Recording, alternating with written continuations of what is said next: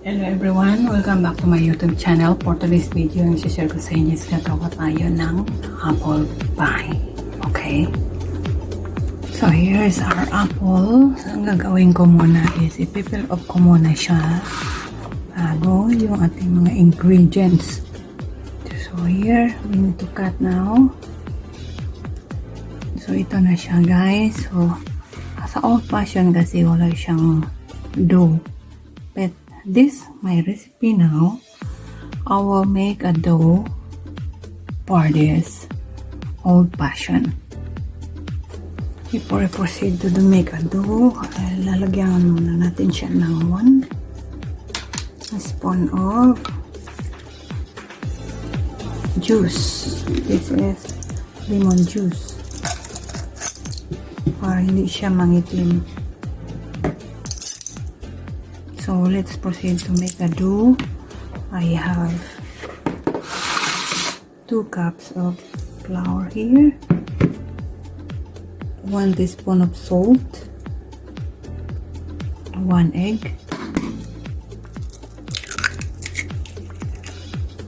1/4 cup of butter, and 2 spoons of water. So we mix together.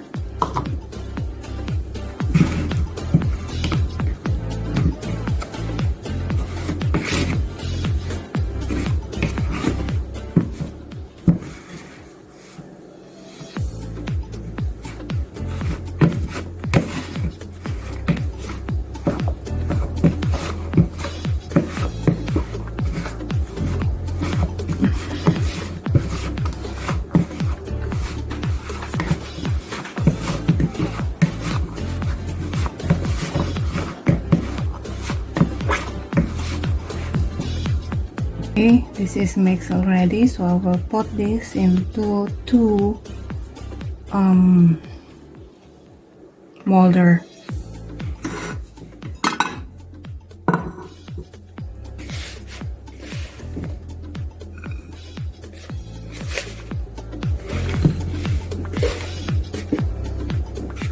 So that's the way it is, guys. You just fill it up in here.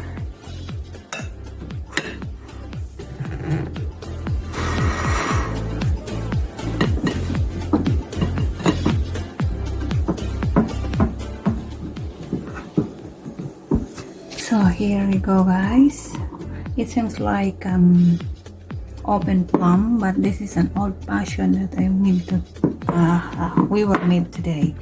Okay, so we will proceed to the ingredients. So we will put another salt, 1 teaspoon of salt, and this is nutmeg.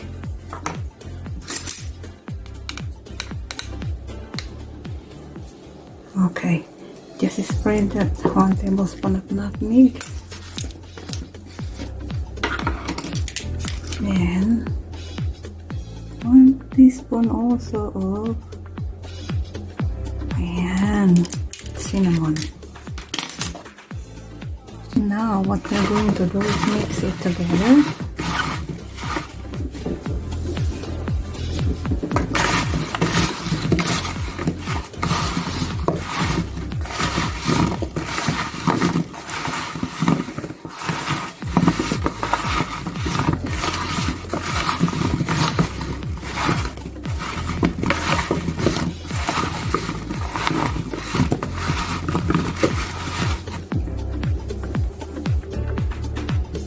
We will add 3/4 cups of sugar.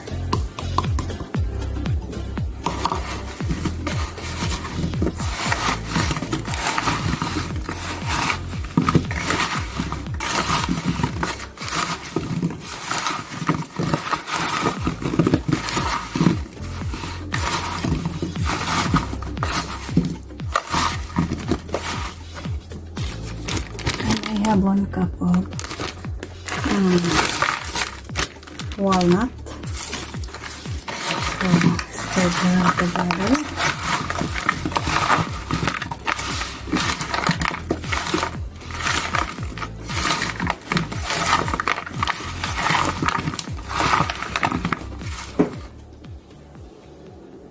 we will add 1 cup of rolled oatmeal.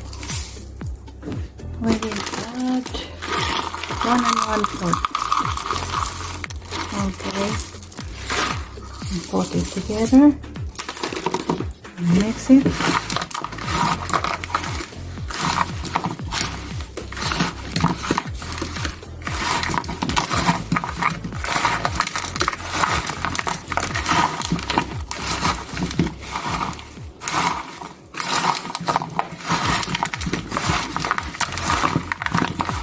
We will put it in this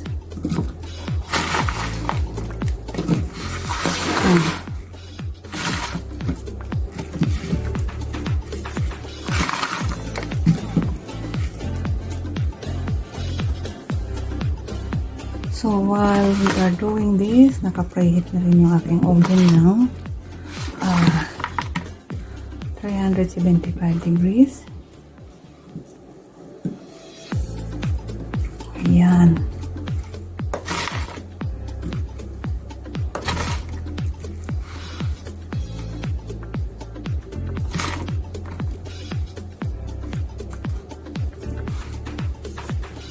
So just like that.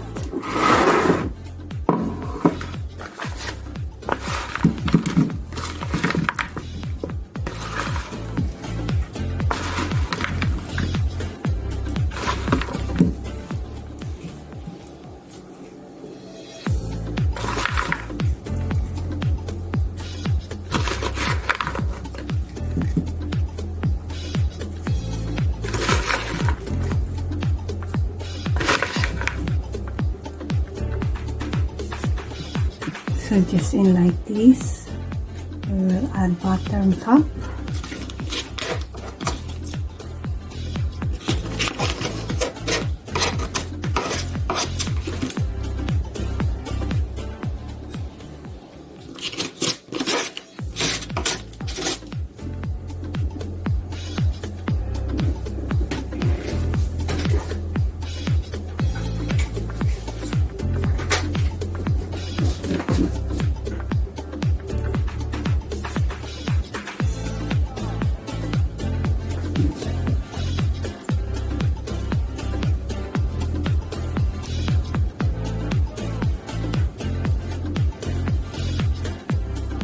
Alright, and we will bake this for 45 to 50 minutes, okay?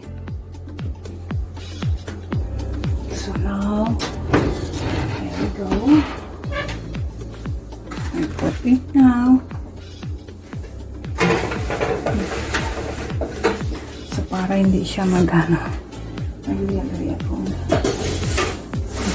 Leave it there for 45 to 50 minutes.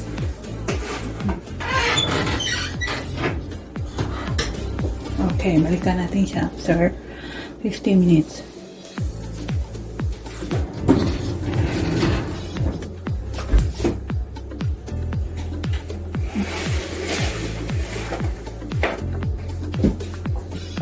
Ayan.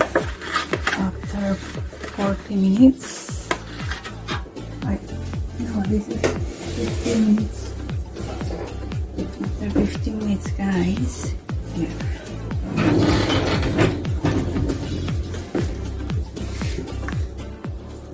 Here is our old-fashioned apple pie. So, let it cool muna natin siya.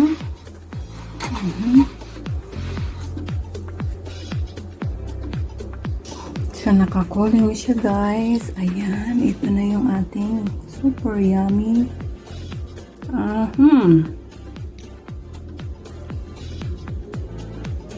Old-fashioned apple pie.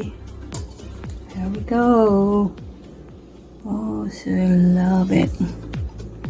So let's proceed to taste.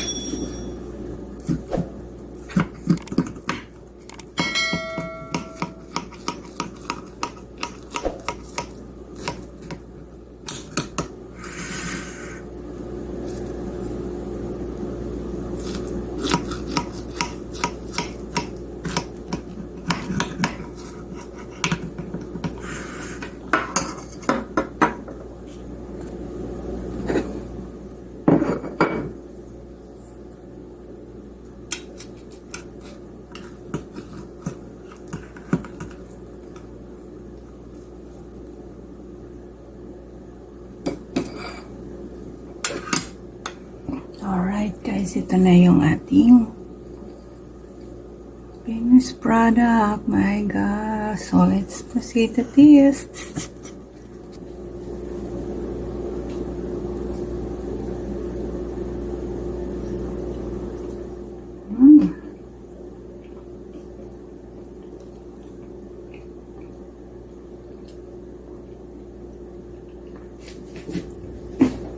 Ang pampabigay ng crispy sa kanya is yung ating oatmeal.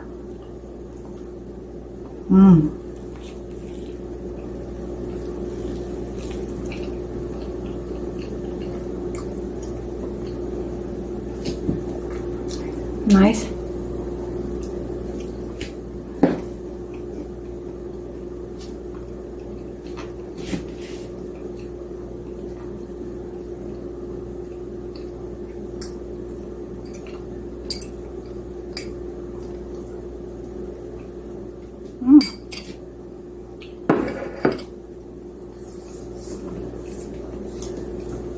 Walnut din. So yummy.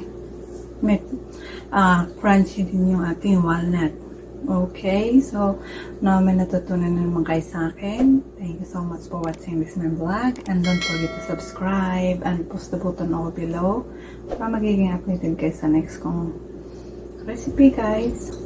Bye!